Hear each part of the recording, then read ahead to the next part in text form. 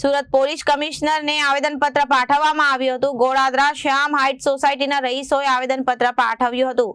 Society પાસે ચાઇનીઝની લારી ચલાવતા ઈસમ વિરુદ્ધ આવેદનપત્ર પાઠવવામાં આવ્યું હતું।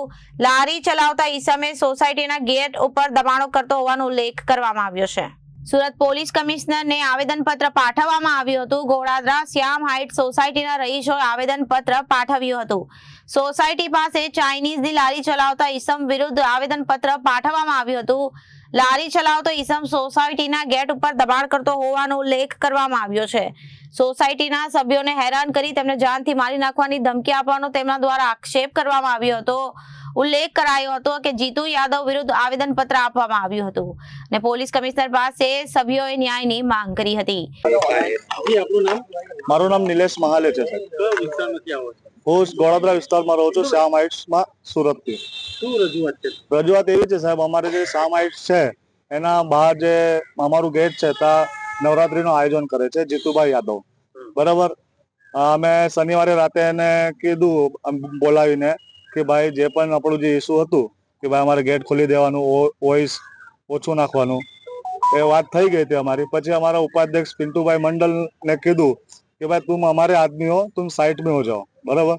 फिर वो बोलता है ऐसा है कि तुम साइड में हट जाओ, हम देख लेंगे, जो भी बीच में आएगा हम उनको तलवार मारेंगे।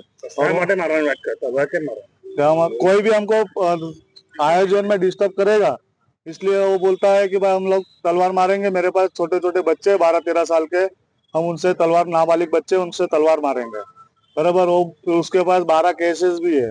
बोले 13 हो जाएगा तो मेरे को कोई दिक्कत नहीं है, ऐसी बात करता है। તમે ક્યાં આવ્યા? અત્યારે સીપી સાહેબ નો ઓફિસ છે। શું કેસો સાહેબ?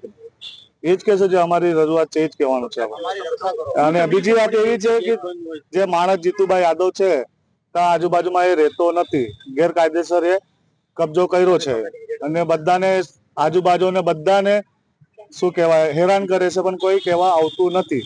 ગેટ શાના કારણે બંધ કર્યો છે? શું તકલીફ પડી રહી છે ગેટના લીધે? અમારે આવર જાવરમાં તકલીફ થાય છે કેમ કે ગરબાનું ત્યાં વધારે પબ્લિક આવે છે તો અમારે આવર જાવરમાં તકલીફ પડે છે। એના માટે અમે વિગત રાખી હતી, તમારા સાહેબ પોલીસ સ્ટેશન પર મૂકી હતી, ત્યાંથી કોઈ અમારે જવાબ, ખાલી અમારો જવાબ લઈ લઈએ છે, બીજું કઈ લેતા નથી। હા, અમારું કઈ રક્ષા કરવા માટે કોઈ નથી ઉભો। અને ભાઈ જોડે બ્લેક ફોર વ્હીલર છે, બ્લેક કાચની, એ બધું ત્યાં રોપ જમાવે છે, બધાને હેરાન કરે છે, એ બધું વસ્તુ કરે છે। Bureau report, Janadesh news.